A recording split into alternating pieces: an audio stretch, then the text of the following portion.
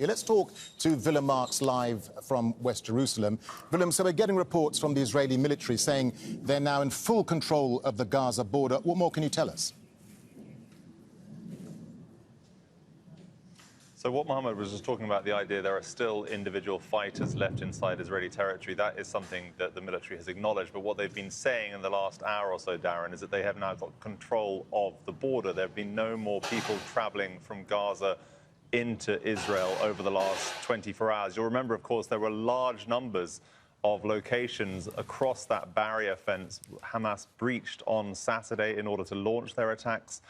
In the time from then until now, we've seen drones and tanks being used by the Israeli military to target people and vehicles approaching those breaches in the fence. They have now started to mine the areas around those breaches and say they have stopped any infiltrators over the last 24 hours. Willem, let's talk about some of the politics, if we can, because Prime Minister Netanyahu has been talking about stepping up Israel's response. And so far, Israelis seem to be united behind him, despite their big political differences. Yeah, those political differences are going to be very challenging for the government here in Israel. Mr. Netanyahu has a narrow majority inside the parliament, the Knesset. He relies on support from two far-right parties and has members of those parties inside his cabinet.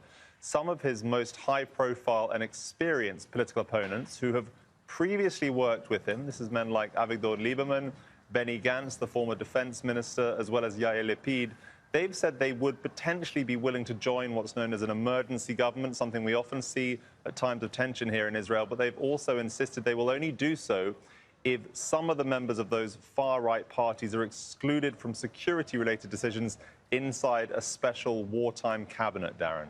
Willem, just a final thought to you before you go. We've seen several escalations on the northern border with Lebanon. How big a worry is that, then, for Israeli military planners, Willem?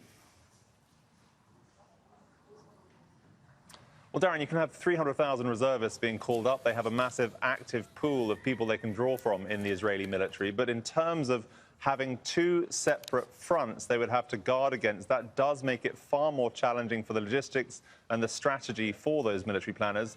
Over the course of the last 24 hours, we have seen artillery traded back and forth between southern Lebanon, where Hezbollah has a presence, and also, of course, the Israeli military. Hezbollah acknowledging 3 of their members have been killed, vowing retaliation. We also had 2 individuals traveling from southern Lebanon into Israeli territory. They were killed by the Israeli army. 6 soldiers wounded, 1 deputy commander killed. So that does really complicate the efforts ahead for the Israeli military if they are fighting on 2 separate fronts. All right, Willem Marx, live for us there in West Jerusalem. Willem, thank you.